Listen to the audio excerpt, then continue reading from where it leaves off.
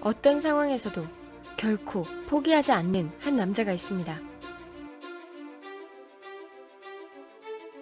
대의를 위해서라면 목숨을 희생하려는 남자도 있습니다.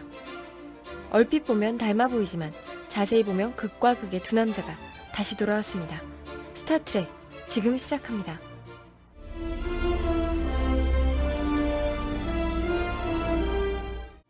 지난 스토리에서 또 다른 모험을 예고했던 영화 스타트랙이 다시 우리를 찾아왔습니다.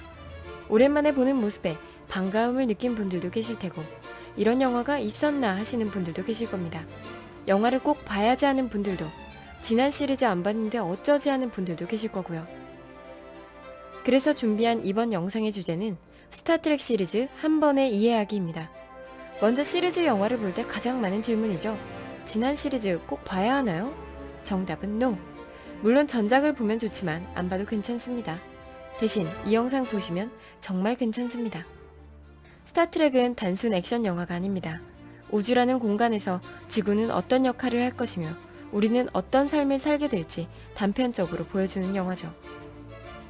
우리에게도 귀가 뾰족하거나 온몸이 초록색인 친구가 생길 수도 있고 처음 보는 무기로 나를 공격하는 적을 만날 수도 있습니다. 누구도 알 수 없는 공간, 여러분은 우주 속으로 몸을 던져 새로운 만남을 시작할 준비가 되셨나요? 준비가 되셨다면 스타트랙의 배경부터 살펴보겠습니다.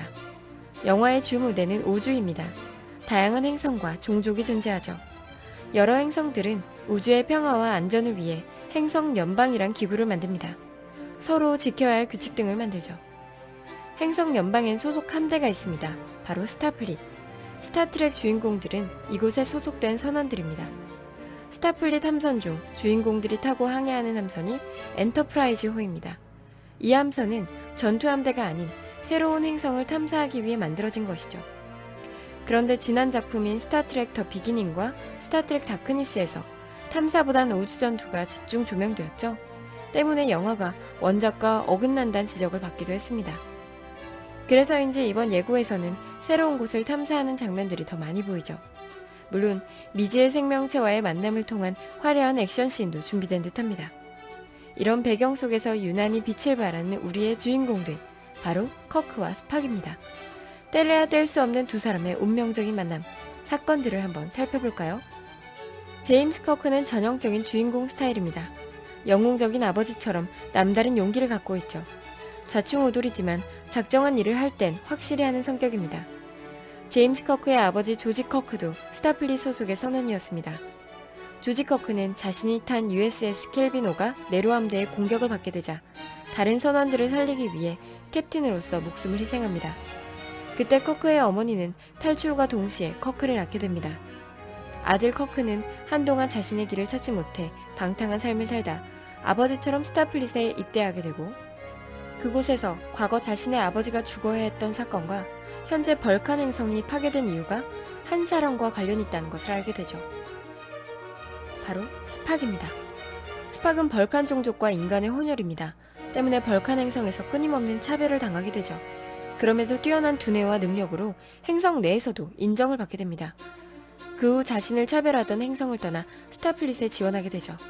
입대한 지 얼마 되지 않아 자신의 고향 행성 벌칸이 폭발하게 되는 것도 목격합니다.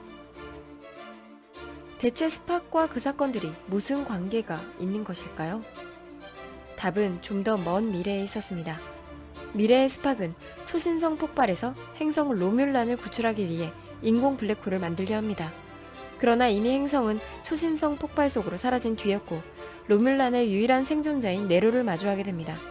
네로는 로뮬란이 사라진 것이 스팍 때문이라 여기게 되고 둘 다 블랙홀 속으로 빠져들어 과거로 돌아오게 됩니다.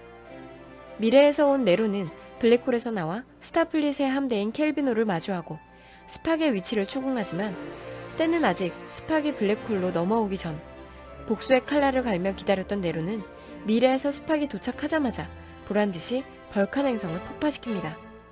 커크는 미래에서 온 늙은 스팍으로부터 이 모든 이야기를 듣게 되죠. 이 사건을 통해 우리는 커크와 스팍의 극명하게 대립되는 성격을 알아볼 수 있습니다. 먼저 커크는 동물적인 감각으로 답을 찾습니다. 우리가 수능 언어 영역을 풀 때 왜 이게 답인진 모르지만 그래도 이게 답이야 라고 할 때처럼 미래 기술을 가진 네로를 상대하기 위해 전열을 가다듬어 기회를 노리는 게 아니라 지금 바로 공격해야 한다고 하죠. 신기한 건 그 감이 딱 들어맞는다는 겁니다.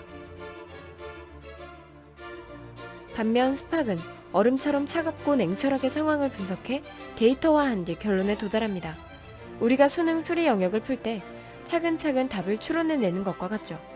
현재 전력으로는 네로와 전면전을 치를 수 없으니 일부 후퇴해야 한다고 합니다. 사실 현실에서는 커크의 답보다 더 와닿는 답변입니다. 서로 너무너무 다른 둘이지만 위급한 상황 속에서 그 빈틈을 조금씩 채워주며 네로의 함대를 격파하게 됩니다. 이어지는 사건도 그 둘의 차이를 여실히 보여줍니다. 문화 개발이 거의 되지 않은 원시 문명을 가진 한 행성에서 화산이 폭발한 것이죠. 원주민들을 살리는 데는 두 사람 다 동의했으나 예상치 못한 상황이 발생합니다. 화산을 멈추러 갔던 스팍이 화산 속에 고립된 것. 그를 구하기 위해서는 행성 연방의 최고 규칙인 다른 문명에 간섭하지 않는다. 발전되지 않은 문명에 우리의 모습을 노출하지 않는다를 어겨야 하는 상황. 스팍은 최고 규칙이란 대의를 위해 소를 희생할 줄 알아야 한다며 자신을 희생하려 합니다. 하지만 커크는 굴하지 않고 함선을 움직여 스팍을 구해내죠. 결국 절차에 따라 이 일을 고지곳대로 상부에 보고한 스팍 때문에 커크는 징계를 받게 됩니다. 둘의 갈등의 골은 깊어지죠. 이때 스팍은 꽤나 얄미운 캐릭터로 느껴집니다. 그러던 중 존 해리슨이란 자가 스타플릿을 공격합니다. 그 공격으로 많은 이가 사망하고 커크와 스팍은 해리슨을 잡기 위해 나서죠. 하지만 예상치 못한 얘기를 듣게 됩니다. 그의 이름은 칸이고 자신은 우주 평화를 위해 개량된 인간이었다는 것이죠. 어느 날 칸과 동료들은 범죄자로 지목받아 냉동인간 신세가 되었고 그것을 스타플릿의 마커스 사령관이 발견했다는 것입니다.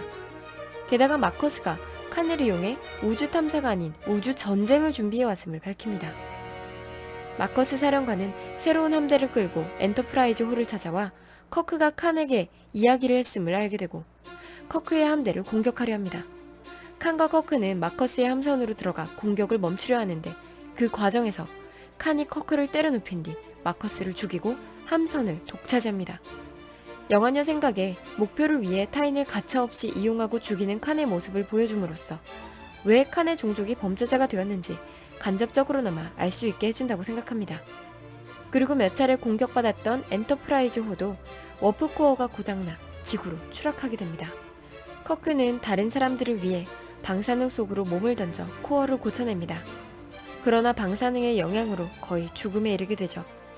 그리고 그 모습을 지켜본 스팍은 감정을 조절하지 못하고 울부짖습니다. 개인적으로는 이 장면이 스타트rek에서 가장 멋진 장면이라고 생각합니다. 스타트rek이 단순한 SF 영화가 아닌 인물들의 성장 영화임을 보여주기 때문입니다. 감정을 못 느끼던 스팍이 친구의 죽음에 절규하고 무턱대고 돌진하는 스타일의 커크가 차분한 판단으로 대의를 위해 자신의 목숨을 걸었던 것. 다행히도 칸의 혈액이 가진 재생 능력을 활용해 커크는 다시 생명을 얻습니다. 이번 일을 통해 한없이 낯설고 답답하기만 하던 서로를 진정으로 이해하게 된 커크와 스팍. 덕분에 늘 대립되던 두 사람의 입장이 모두 공감되어서 어느 쪽 편을 들어야 할지 몰라 혼란스럽던 영화녀의 마음에도 드디어 평화가 찾아왔습니다.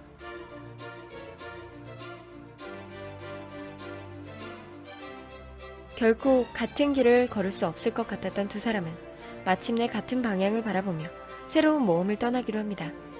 그리고 2016년 8월 드디어 그들의 여정이 다시 시작되었습니다. 여러분 앞에는 엔터프라이즈호에서 초대장이 도착했겠군요. 어떠신가요? 커크와 스팍을 따라 더 새롭고 더 머나먼 우주의 세계로 함께 떠나시겠습니까? 지금까지 영화 보는 여자 영환이었습니다.